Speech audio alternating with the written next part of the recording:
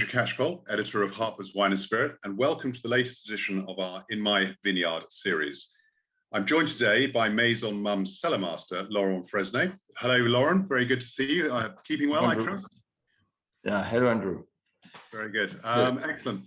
Well, Laurent is talking from the balcony overlooking Mumm's Reims vineyards, which should provide a fitting backdrop, I think, to our discussion. We can't see quite as much. We've got one of those sort of cool, slightly misty days in Champagne. And where I'm speaking from in England, sort of perhaps tantalizingly, there's blue skies. But there we go. So Laurent's been a year settling into the role of cellar master at Maison Mumm, and he's going to share some of his winemaking philosophy with us. He's also going to talk about an innovative tasting experience that Mumm has developed in partnership with a neuroscientist and a quite extraordinary designer. We'll hear more about that later, but a little sneak preview. It's tasting counters, and this is my aroma kit. And we're also going to be looking at a couple of very specially designed glasses, one frosted and one tinted, quite a deep sort of purpley color. So very intriguing, and we're going to learn a little bit more about what all that's about later. We'll also be talking more generally and tasting through some of the range of Mumm's champagnes. So quite a lot to keep us engaged today. Right, so Laurent, why don't we begin? My first question to you is, as I said, you've been in the role of cellar master at Maison Mumm for a year now. What philosophy do you bring to the winemaking? First, to be winemaker you've got a own philosophy to be a winemaker. No, the philosophy of winemaker, especially in Mumm, is to guarantee the style of the house year after year. This is the main things.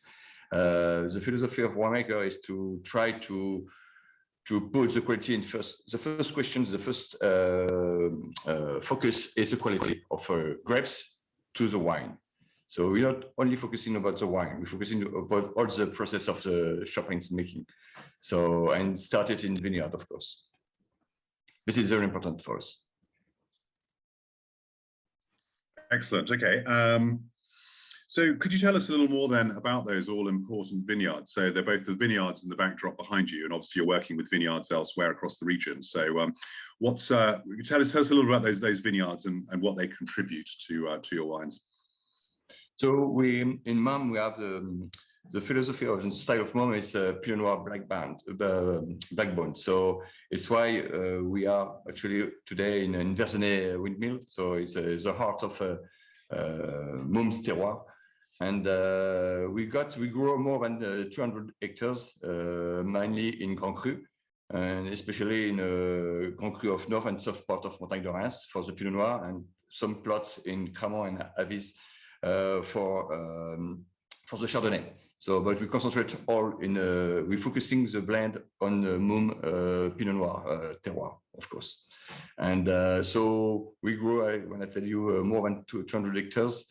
And with the global warming, we have to be careful about the picking grapes, date of picking grapes to guarantee the freshness and the maturity of Pinot Noir. What is very important for us is to keep this kind of freshness from the grapes to the wine. So it's why we are very focusing the dates of picking is the main things for actually for moment for us to guarantee the freshness of our wine. So it's very important. And of course, we work differently since a couple of years in vineyard. We are not organic. We try to this kind of talents to limit the spray in the vineyards and to try to diversify the working in the vineyards and the mechanic things.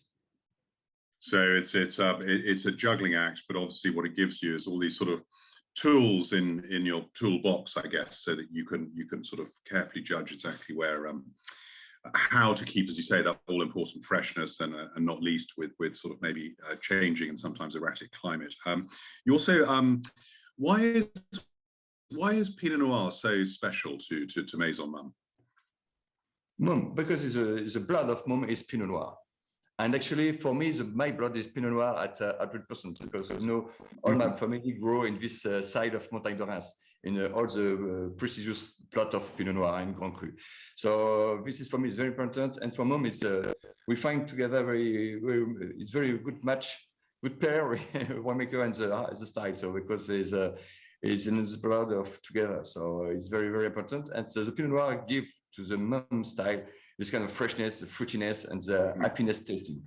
It's very enjoying. With the maturity, we after 4 years maturity, it bring back to the wine this kind of structure and power aging.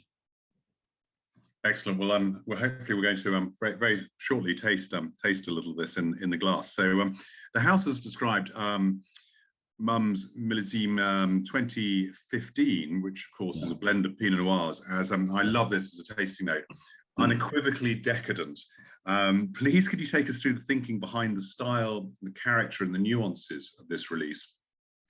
And perhaps explain in your own words a little about how it expresses, you feel, the vintage, the variety, and the vineyards that have all contributed to the blend. And here's what I prepared. Cheers. Yes. So first, for the year 2015 was a very particular year. It was a very not good start in 2015. We have a lot of rain and some spring frost, but mainly after June we have only sun and very good time for maturity, and we pick grapes much more earlier than usual. But earlier now to pick grapes in August since the new millennium is almost normal. But we start very early to pick grapes and to keep the freshness of the wine. And in 2015 we had to be very careful about that, because the wine was the grapes were very fragile, and we need to be very careful about the dates. This is the main thing. And to keep this kind of freshness, we need to pick grapes a little bit more earlier than usual. And what can I say about 15? 15 is for me a generous and a very smooth vintages. Is one of the vintages we can very catch aromas, the fruitiness and the generosity of the fruity, because you have in this wine blending the fresh cherries and also some dark fruit. It's very important for us to mix the two different cherries, who gives the line of the 15 nose of the vintage. And of course you have at the end of your nose a touch of a citrus note.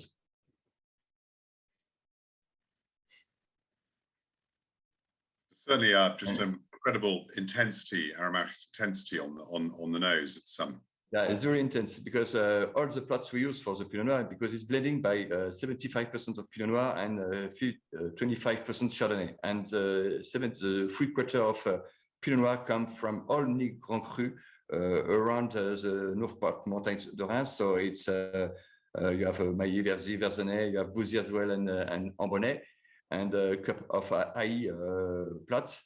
And of course you have for the Chardonnay, the 25% the plots from Avis and Cran. And the combination of this all these terroirs, the prestigious terroir, give this a kind of wine like 2015, very rich, easy to drink, but very easy to catch a flavor on nose. And you'll see when you put it in your mouth, you have this kind of delicatessen, the freshness still on your mouth, and in back way in your mouth, you have the vinoiserie and the fresh butters come back. So it's very smooth and very generous with a nice maturity. And of course, dosage, which is not necessary to hide the dosage. Dosage is 6 gram sugar add at the disgorgement. It's not a lot, but it's just what we need to keep the freshness alive. And that dosage, is that fairly normal? Was that sort of slightly higher or lower in 2015?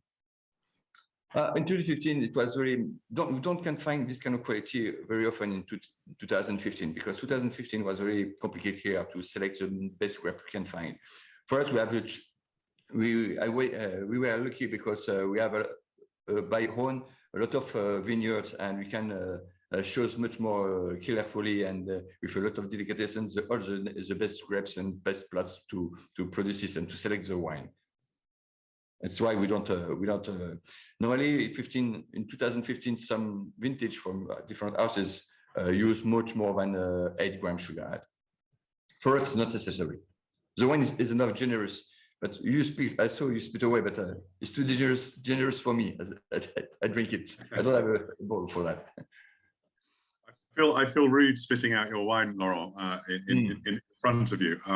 But obviously, I need to focus through to the end of the questions, the interview. So I'll certainly be enjoying some this evening, though. So and as you say, that sort of incredible intensity, the sort of red, almost darker fruit in there, but with a freshness and the sort of supple elegance that continues very, very long on the palate, I'm finding. Yeah, and the long finish, and especially at the end, you have a touch of creamy notes. It's very, very, how can I say in English? In French, we say appétant.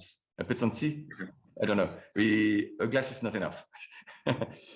Well, as you say, there's that little sort of citrusy thread which runs right through, so it lifts the palate all the way, and yeah, it leaves you quite thirsty to return. I'm driver, so no, I need to spit away too. That's fine. I'm sure you're allowed. You're an hour ahead of us in France, so I think you're allowed to have a glass or two. So yeah, but we have alcohol responsible in France. And also longevity.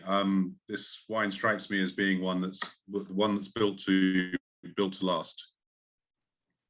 We have a long window of a long drinking window, the 2015. 2015, yeah, we can. You have a long finish, and we probably can keep it in your cellar more than 5 years without problem. So yeah. The last release, but 2015 is already 5 years age in a cellar, so. It's plenty mature for 2015. It's the start of the maturity, and we can keep it without problem 5 years minimum without problem. And after 5 years, we probably catch much more the toasty flavors more, because this one for me is a baby, but it's a fresh baby with a lot of happiness, a lot of generosity and freshness.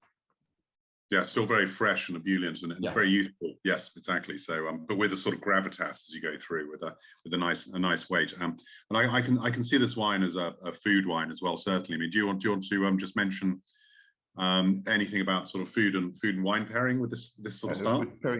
For me, it's the best way is for this kind of wine, because this kind of generosity is much more to drink it with a branch, but you can use it, drink it at aperitif, especially at the end of the day, or at food pairing with an entrance without problem, with seafood without problem. Excellent. That's looking very, very good. White meat sometimes, some white meat. It depends on the cooker. You know, the wine is the aromatic palette is so full, so large. You can pair with a lot of different plates. Onto an exciting new project. Now, innovation plays a big role in your thinking, Laurent. So you're taking the tradition that Champagne and Maison Mumm presents, but also you're bringing innovation into that blend. And I know that you've been working with a neuroscientist, Gabriel Lepousez, who's done much work on how wine is tasted and perceived. Now, could you explain a little bit about that and the sort of key findings of that work? Yeah, it's very an innovative project about the new testing process, and what is all time.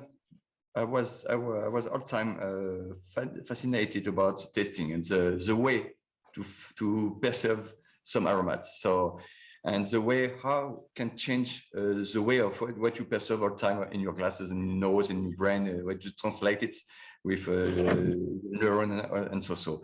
And we joined, we connect with Gabriel Lepousez, who is a very brilliant neuroscientist in Pasteur, Institut Pasteur in Paris, and who works for many years, more than 15 years, in between the connection in neurotic, what's passing in your brain, and the connecting with the testing. So he used to work, and we call it as the neuroenology with Gabriel. Neuroenology, excellent. Yeah. And we tried to discover, rediscover the Mumm blends with a different view position.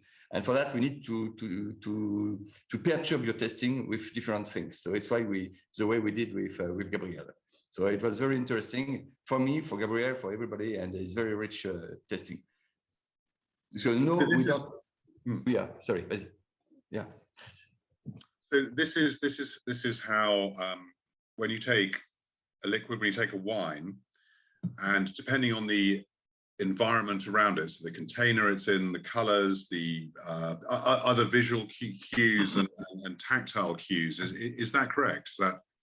Yeah, you can perceive by everything. You know, to eat and to drink is the two only things where your five senses are alive, are in action.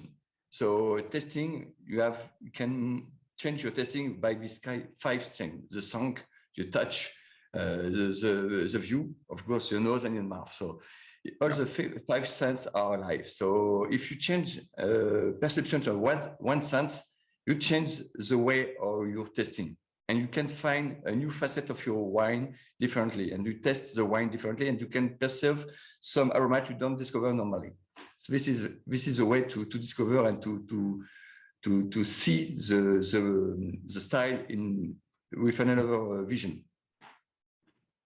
This is the concept.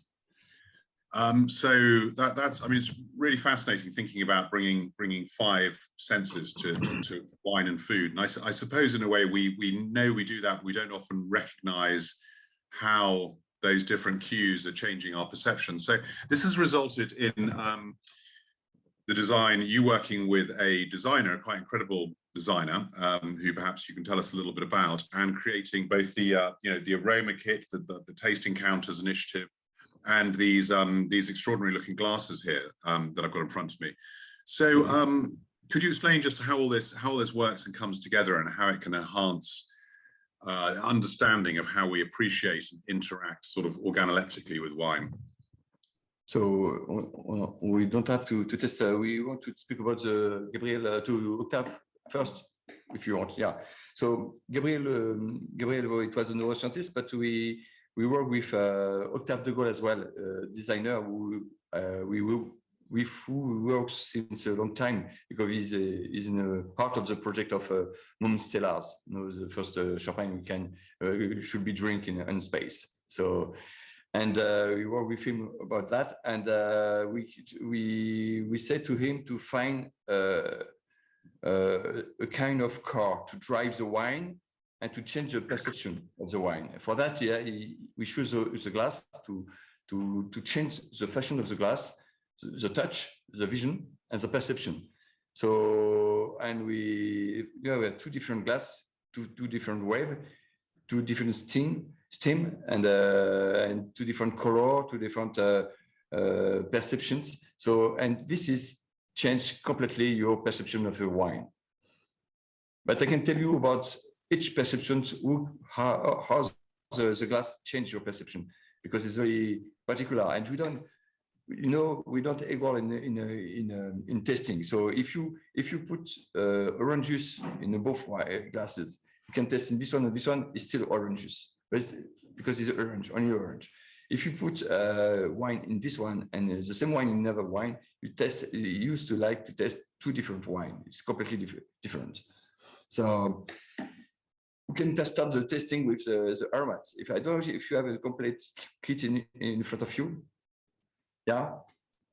The sorry, which the you have the three glasses, yep, and the aroma kit, yes. Mm-hmm. Yeah, okay. Do you have the small plot of aroma case? I have. I'm just taking them out now. So exciting. So just for anyone watching, we've these little bottles. You have 5 different aromas. It's true? Yeah. Okay. So you have A, B, C, D, E. Exact? Exact. So if you can try first by the A. Okay, let's find A. Here we go. Yeah.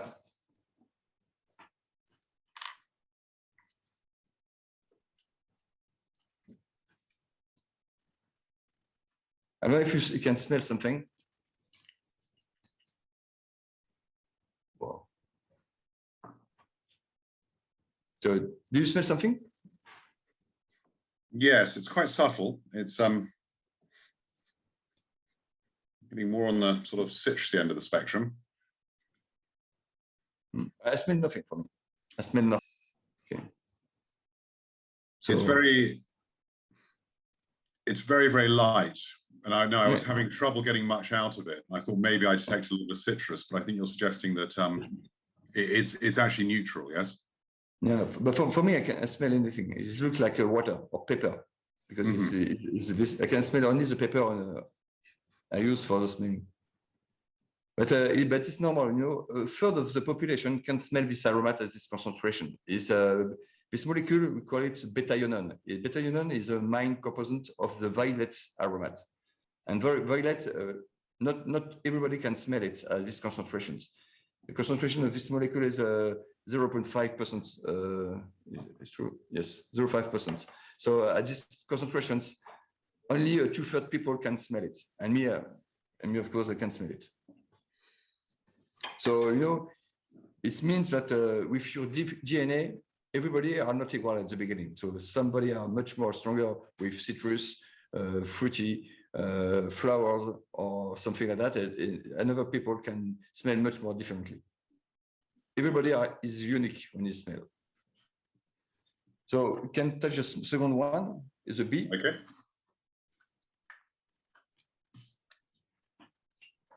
So,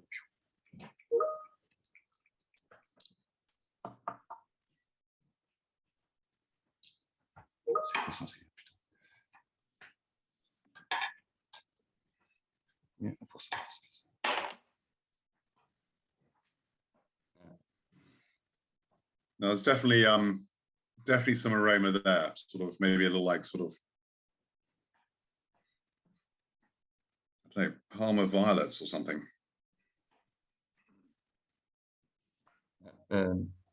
For me, it's very strong aromas, very strong, very mature fruit, like nectarine or very mature peach.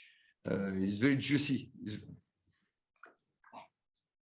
So this molecule is a beta damascenone. This damascenone is damask roses flower succession, and this one, a lot of people can smell it as well.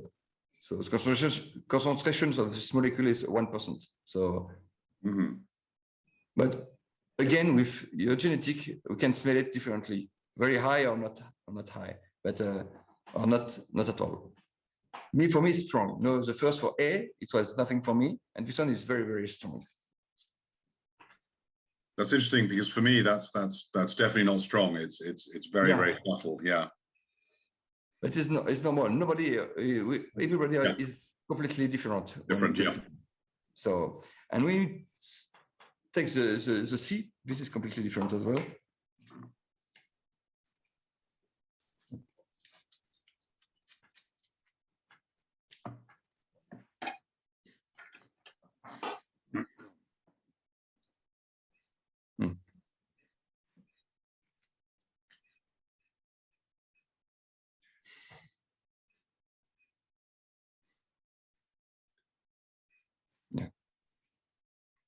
So I get something more immediately aromatic, almost like Gewürztraminer, but it's so something quite sort of uplifted, maybe a slight hint of spice, sort of almost a lychee-ish kind of fruit. Lychee, yeah, it's a flowers. It's much more flowers sensations. But definitely more floral and uplifted, yes. Yeah, and floral and. In fact, this kind of molecule is the linalol. The linalol is in fact a molecule we use mainly for the spoon, you know, to give the flower or the spoon. But yeah, that for me is really, there's quite an impression there. I can pick that up very, very easily. Yeah. It's strong as well. It's 1% as well. So, but I can smell the flowers, but not less than the bee product. Yeah, I'm sort of getting possibly a sort of a rose petal kind of floral, maybe some white petals as well. So that sort of petally kind of notes coming off that. So it's attractive. And now, as that's it, my whole nose is filled now with that scent. to keep away. But we're going to finish with the best one, so the stronger one. So we can test the Mumm Cordon. Do you have the Mumm Cordon? 1 second. So we're tasting. Yeah. Here. Exactly. Yeah. You probably have to do a party tonight to finish a bottle. I was thinking that I might have to invite a couple of friends around for a tasting, definitely. So very, very good. Well done. So this is the pure Mumm Concordant flowers. No, the freshness, fruitiness around the cherries, and a combination between the cherries, fresh cherries, and the citrus notes.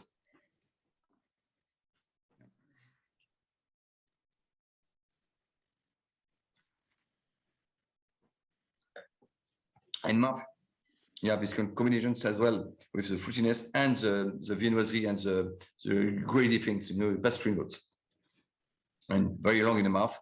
Dosage is 8 gram sugar add. And the version is we keep it 3 years in aging in the cellar. So, and the particularity, if you know now, if you take the Normandy, this one is quite strong. I have to put.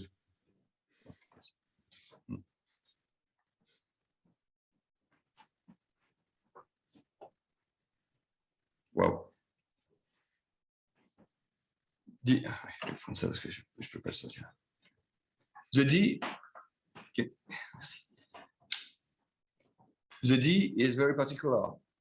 It's a flavor we can find much more on Chardonnay, and we can find this aromatic flower, aromatic notes much more in white Burgundy, for example. Yes. And the molecule is diacetyl. Diacetyl is a main aromat, a component of the fresh butter. Fresh butter. Yes, very, very much actually. And when you test back, your Mumm Concordant on nose, you can find it back this kind of aromat. Gosh, that's really remarkable, actually. Yeah. That's so like fresh butter.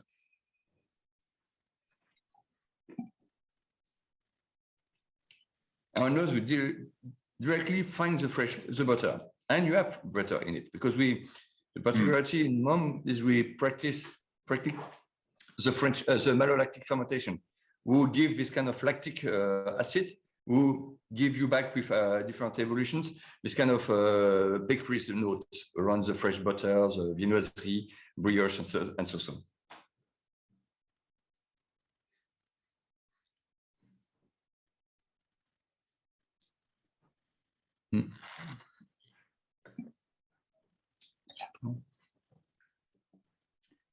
Yeah, it's and for me actually it's leaning much more towards unsalted quality French butters than perhaps the standard butters that we'd find here, which are richer and heavier. There's a subtler butteriness, more of a freshness about that, really sort of young and fresh.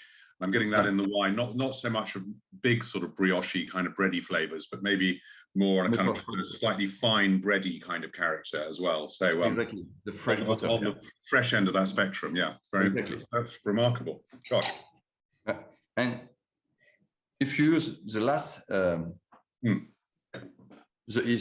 E recipe.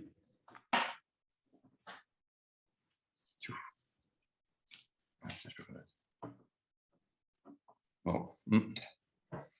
Wow. Yeah, it's very. I tell you, the two last are very strong. But because we have a lot to find this kind of molecule usually in your job, so it's very strong for you. So the last one is a nectarol. Nectarol is the main component of the bee wax. Honey and honey. It's very strong. And when you put back on your nose the nose of the glass of Mumm Concordant, you can find back this kind of flavors, but much more on fresh brioche or pastry notes. Because in Mumm Concordant we use prestigious stainless steel tank reserve wine, who age some very Grand Cru for the blend with the fresh wine of the year. And this reserve wine give back with age this kind of flavors. I can definitely detect that in there. On the scent on the stick in E as well, I get that sort of that honeycomb sort of aromatic, but also I get a kind of almost like a more intense kind of incensey kind of spice in the background as well. But I'm getting more of that sort of honey note here. You know, when with Gabriel, when we decide to the percentage of this molecule for the testing, if you at 1% of the difference, you change completely the aromat. You can be on only wax, and when you describe the percentage, you can find wax B. And after you can find 1A at 0.5. So it depends on concentrations. If you have two concentrations, you can have a very, very strong aromat. And you don't find honey, you find much more wax can use for the wood, you know, very strong one. Yeah. On your, Excellent. Okay.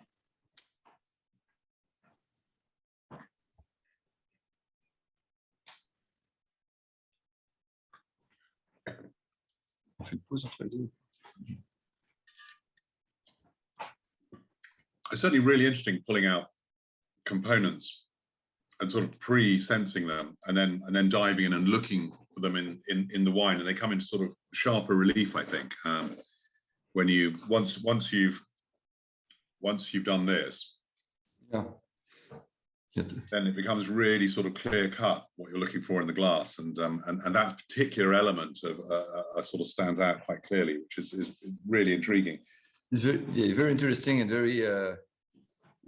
We have a lot of interrogation about your own faculty. For me, it was very strange, especially with the A, when they say, smell it. You say, well, I don't smell anything. I smell pepper. It's not pepper. Find it. And after a quarter, Gabriel Cellar is a bit. Is a violet molecule, and a third of people can smell it, and Gabriel don't smell it as well. So it was very funny to talk about this aromat, because everybody is different about testing, and it depends on the genetic, your experience, your faculty to test very fluently some aromats. So, and your career and if you and your comportment. So, and the area where you're living. If you live in Asia or in Europe, you don't have the same vocabulary to explain some aromats. So this is particular. Vanilla, for example, in Asia, you can't find it. So it's different. So it's very particular for everything. So it's why every testing, you don't have a bad tester.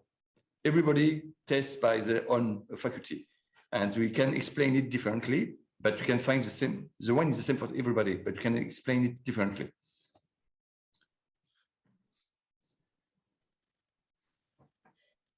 We need to be very prudent about the wine. Don't say, oh, this is citrus, this is not. Everybody can find different aromats. The aromatic palette is very plenty. Yeah, which I think is a really refreshing way of looking at it, actually. So it sort of allows wine drinkers and wine lovers to come to their own conclusions and to use their own sort of palate memory, so that they can, because I think that's one of the challenges, isn't it, for encouraging more people to take more. A lot of people take pleasure in wine, but in terms of actually discussing wine, it can be very difficult for people because they're afraid of getting it wrong or saying the wrong thing or not finding the right descriptor, which is interesting because I think with food, people are far more confident in terms of describing. When you pay food pairing is much more complex after, because you add another complexity is the food. So, and people need to be free to explain. Especially people not allowed to speak about wine or test wine regularly. But we need to, everybody gets the truth. So it's nobody says something wrong. There's only people say wrong is the people who don't say anything. Mm-hmm. Excellent. That's really intriguing and a fascinating way of beginning to look at different elements of the wine. So it's quite a handy little kit. So you're using this kit for both trade and consumers, or ordinary wine lovers? Yeah. We actually some customers come to visit us, and they can find this kind of discover this kind of new sensations, new discover testing, and export ambassador as well. It's very interesting to find in different way and to rediscover the style with another way. It's very important, and you discover new perceptions, a new vision of the wine. It's very funny, and we need to do this kind of exercise with a lot of humility, because everybody are different, but everybody's got the true on testing. You know, it's so complex. You have all your sons are alive, and you need to be very concentrated. So it's why this kind of exercise is very complex for a sommelier, for the specialist and expert as you are, because it's perturb all your sense, and so it's very perturbing. And it's all the job we did every day, because we don't test the wine in the same room, in the same place, and at the same moment, in the same conditions. So we need to adapt ourselves all the time to be the more neutral possible. So it's very complex. Testing is very complex. Yeah, excellent. Okay, that's really enjoyable. Okay, fantastic. I think now we're going to explore some of this wonderful looking glassware that you've put in front of me. So let me just open my rosé. There we go, lovely. We're actually recording this sort of mid-afternoon UK time, a little later French time, so it's probably a good time to be hearing the pop of a cork. So anyways, is it our tea time in France? Yes, indeed.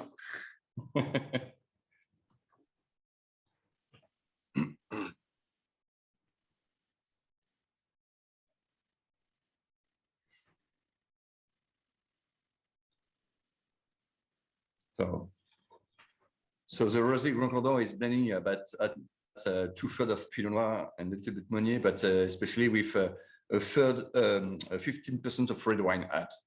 And what we're looking for with this blend is to demonstrate, to put in first sensations is the fruitiness, delicatessence, and the freshness. It's very fresh. It's very come on. How can you say in English?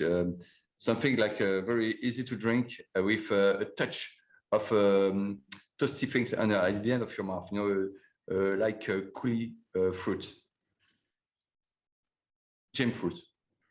Yes, so it's but it's sort of wonderfully fresh, or sort of soft red, enticing fruits there. It's lively, it's alive, it's vibrant. Yeah, it's very fruity, very fresh. Like a touch of strawberry and cherries, fresh cherries. Fresh cherries.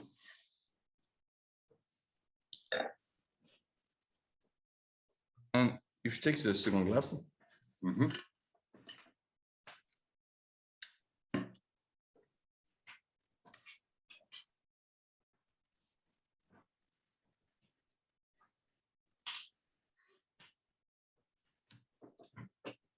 I find sherry as well, but much more dark one, much more sherries, much more close Amarena sherries. You know, the very sweet sherries. Without question. I mean, just immediately you talk about sort of the darker fruit, and you've got darker, definitely darker cherry characteristics. It just seems richer and fuller and heavier on the nose. It's a remarkable difference.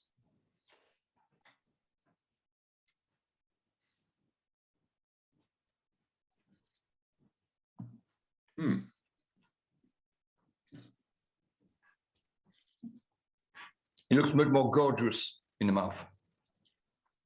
And it is the same wine. Can imagine that? It's exactly the same wine. You feel completely different. Is anyone watching this is absolutely extraordinary. Yeah. the wines are apparently really quite different. So, we talked about this being fresh and there's a raspberryish, perhaps some cherry. So those lovely kind of engaging, summery kind of red fruits. And here we've got something that is apparently much richer, much more intense. And as you say, Laurent, the fruit's just got a darker kind of characteristic. I mean, it's that's absolutely amazing. Yeah, and it's especially for that. Gabriel gives the notes and their experience to Octave to work on a different glass to explain much more this kind of flavors, to reach this flavor. So it's why you have the thick of the wine. The glass is much more big. The color of purple give you back this kind of sensations, much more maturity, and you have the wave of the glass. It looks like much more generous and gorgeous, and the smooth of the glass, the stainless steel glass, is very smooth and it's very wrong, like sugary wine, very heavy. So all of these sensations perturb your perceptions of the wine and opens the way to find the deep character of the wine, of the glass, of this one. So you increase your sensations of generosity, fruitiness, and your perception of the real wine. So you can find this one is a wine to be very fresh at the aperitif on the sun, but you can drink it as well during a dinner because it's very rich wine with a lot of maturity and it's a generosity. Yeah, that's incredible. I mean, I've definitely experimented with different glasses and how different shapes change the perception of the wine. But I think it's this bringing in the visual side of it and the tactile side of it. And I did a little experiment myself just now, which is actually to close my eyes. And I'm not seeing the purple of the glass, but as you say, the sort of roundedness of the stem it's still giving me that much more rounded, richer, kind of broader kind of wine on the palate. So it's perturbing your sensations and oriented it for and discovers a new facet of the Pinot Noir style of Mumm. Okay. Excellent. Of course, your brain makes a balance after a cup of time. To taste both glasses. Your brain make not the difference after a cup of tasting. Very good. So we're moving on, I think, to the. We are moving on to 2013 vintage, and we use a frosty glass, white frosty glass.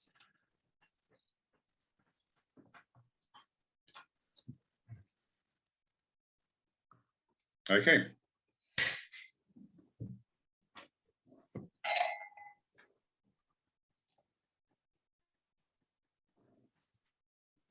Yes. Thank you.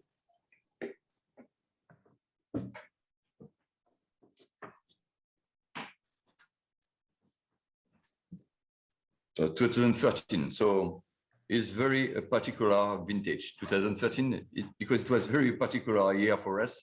In Champagne, we finished picking grapes on October. So it's the latest finished harvest we had since the new millennium.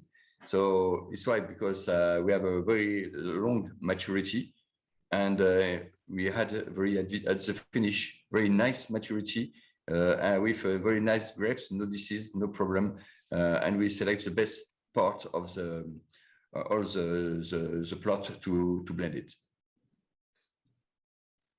And what you can smell on your wine first is the generosity, the maturity, and the pastry note already on nose. Yeah, yeah. You have a cooked citrus as well.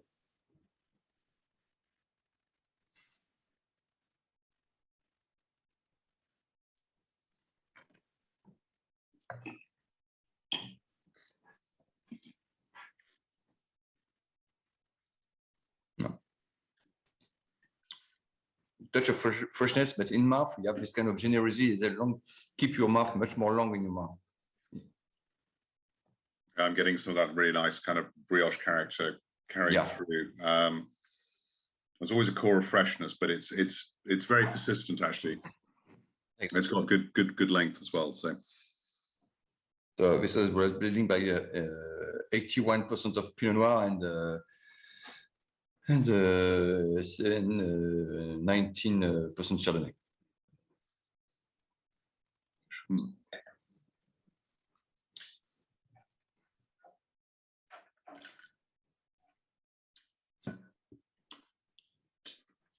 Very good. Yeah, very nice. Wow. And if you take the second glass, you don't find straight the vinoiserie. You find first the cooked citrus and a cup of strawberry jam. But you don't find this kind of bakery flavors. No, they've completely gone actually. Yeah, he looks pretty younger than the precedent. My first impression was it's kind of a very peculiar childhood thing, but it's kind of lemon popsicles that kind of really sort of immediately fresh, lemony, fresh up front. And this kind of freshness, I've got this freshness in the mouth, much more in the mouth.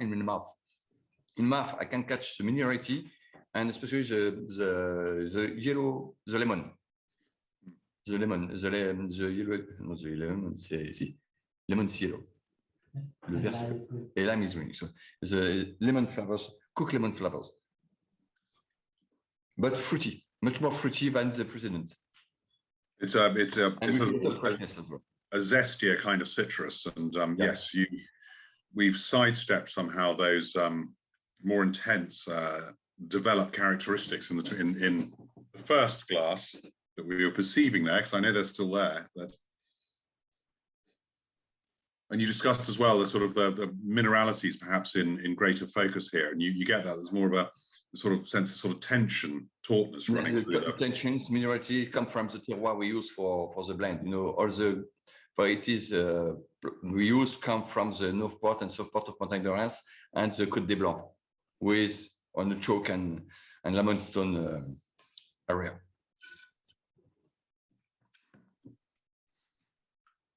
And I'm presuming, Laurent, you're probably just about to explain this, because obviously the stem of the glass is very distinctly different from this one. It's very sharp. This one, very sharp. Oh, you see, this one is very sharp here. Is like a triangle, and it's very sharp in your hand. And the stem is in aluminium, so it's very light, and we frost the glasses around. It looks like the iceberg, you know, and it remind you kind of fine freshness. And the glass is very thin here. It's very much more thin. And your lips, with the different glasses here, you can have a very strange sensation. They wrap your lips. It really is a fine rim, actually, isn't it? I've just compared it on my lips with the heavy glass. The thick is much more thick here. And it means that this one is much more younger. This one is much fresher than this one.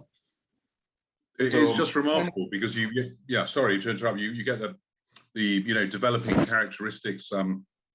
2013 here, so reasonable amount of age, and the wine's really getting into a nice spot in terms of its development.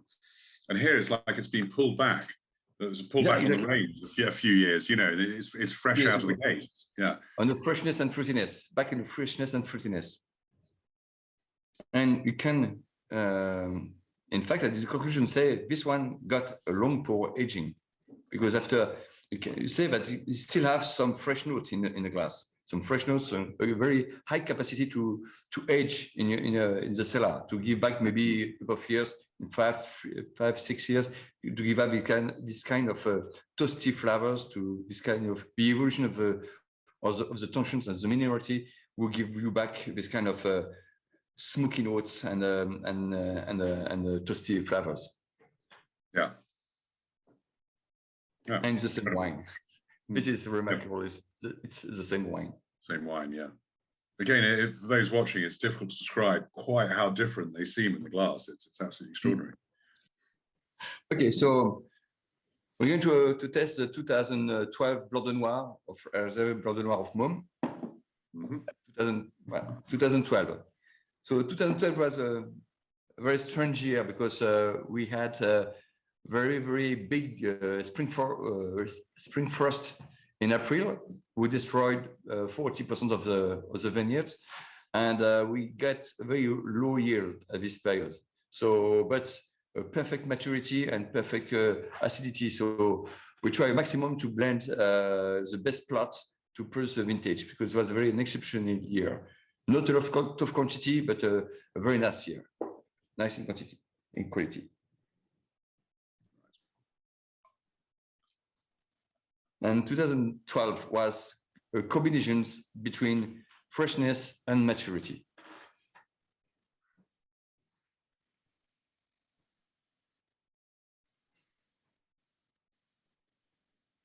You have a combination between citrus, fruitiness, and it started this kind of maturity already. The kind of vinous flavors, one knows, and dry fruit.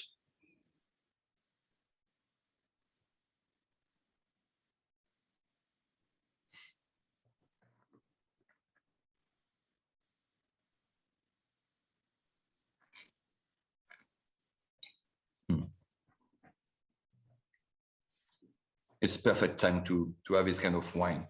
Very generous, fruity, fresh. It's very perfect. It's exactly the way we want to taste this kind of wine, with generosity and with some friends or during a dish. Wow. It's very Pinot Noir is very apparent, and also the way that it's aging as well, and you're getting these sort of slightly aged characteristics beginning to come into the background. It's still fresh up front. It's still got wonderful depth of fruit, but it's after 8 years aging, is still a baby. But the baby getting older soon, because we have this touch of maturity is coming. It's got this incredible power, this sort of concentration at the heart of the wine. It's exactly the same things as in the vineyards. We have a concentration of aromatic flavors because we have a low yield, so we have a concentration of everything. Yeah. Acidity, maturity, component.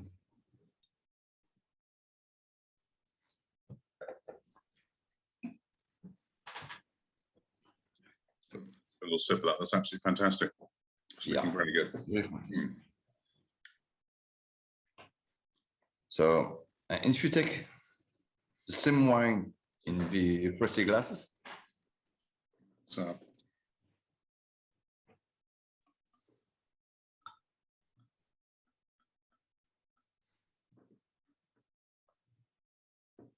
it's completely different. Right, here we go with our frosty, spiky, incredibly light glass. And can find much more the yellow flesh cherries. Really, totally, yes. And the fresh citrus, like spoke about the lemon in the 2013, but you have the lemon as well in this one. But you're absolutely right. It's like there's a color change in the palette from reds and deep reds to another hues like that, to as you mentioned, kind of yellow and freshness and.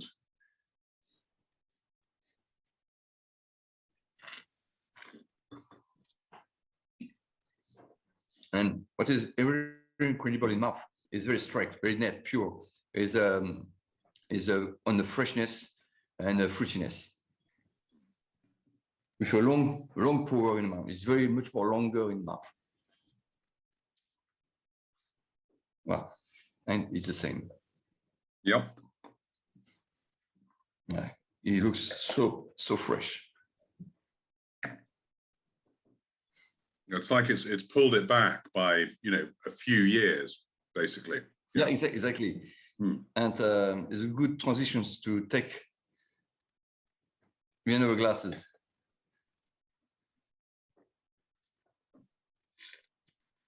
All right, here we go.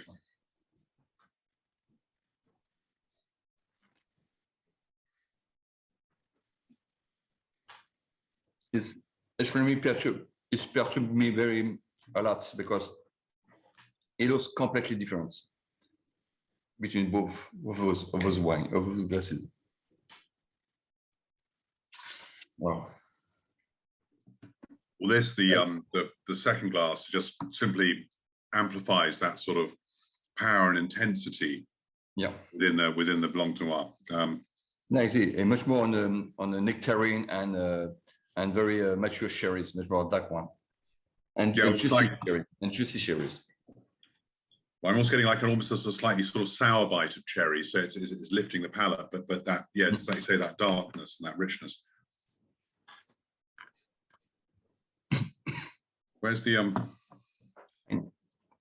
And in the mouth, I can find much more the bakery's notes coming, the viennoiserie, the fresh brioche is coming. Just a touch at the end of your mouth.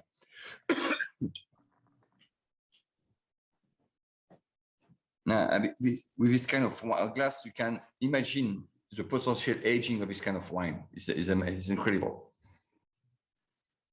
But I love this wine in a normal glass because it's a way to taste the wine. That's really fascinating. Yeah, I do get those sort of brioche notes coming out now in that second glass. Let's go back to the original in the clear glass.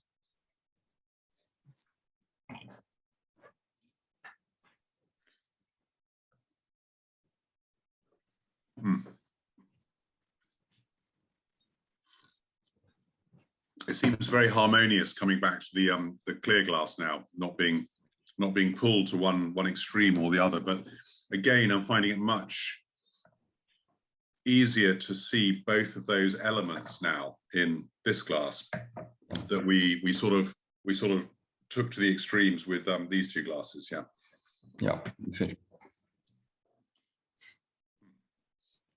Yeah, it's very amazing and very surprising, and everybody can find this kind of difference, whatever your professor, or if you used to drink wine or not, it describes wine, you can find differently the difference of with this kind of kit.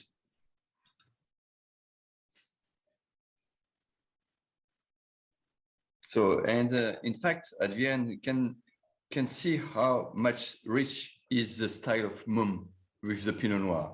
We can see the different view of the blend with this kind of new tasting. You can find different way to taste this kind of wine and to really discover the style of Mumm, especially around the Pinot Noir blends. Yeah, this is an absolutely fascinating exercise. A really intriguing way of looking into the wines. Very, very good. Yeah. So how was it very difficult developing the glasses?